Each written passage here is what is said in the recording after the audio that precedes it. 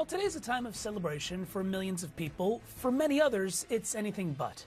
A survey conducted by the National Alliance on Mental Illness finds 64% of people struggling with mental health may feel even worse during the holidays.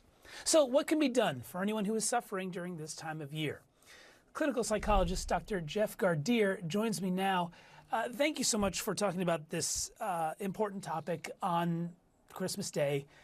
First, just how common is this feeling of loneliness and sadness on the holiday season?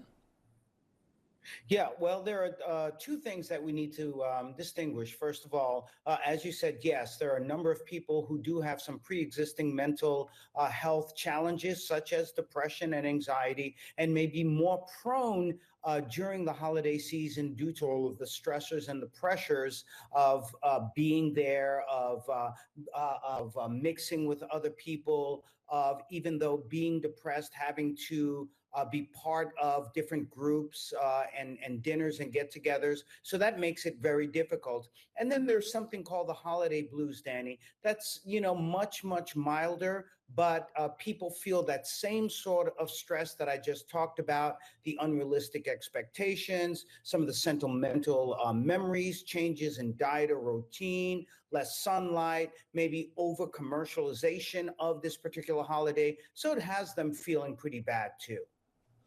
Well, when people feel like, well, first, thank you for making that distinction. But the second thing is when people feel like they are alone, often they may not want to ask for help or even know how to reach out for help. What are signs that you think can help folks figure out when a friend or loved one is suffering?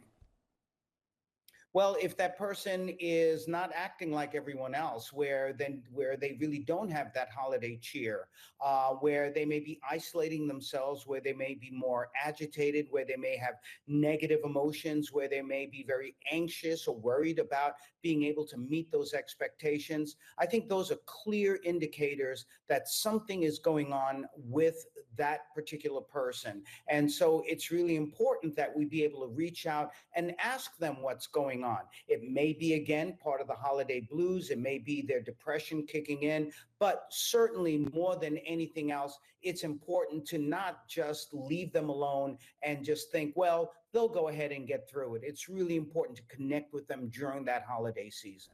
That's very well said. One of the things that when reading up on this was interesting is that many people, including the Surgeon General, they're warning that in general, our society is facing an epidemic of loneliness. Even beyond the holidays, do you think this is getting worse?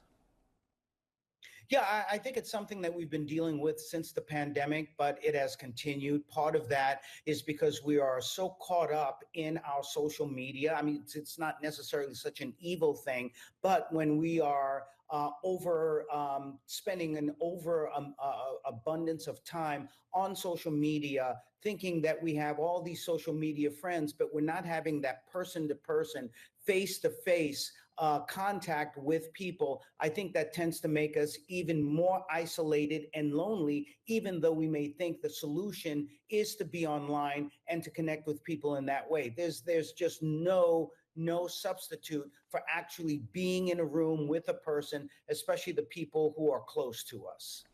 Yeah, well said. And if you see something, especially with your loved one, say something. It's important. Dr. Jeff Gardere, thank you so much. We'll leave it there. I hope you have a wonderful rest of your holiday day and week. Thank you. Happy holidays.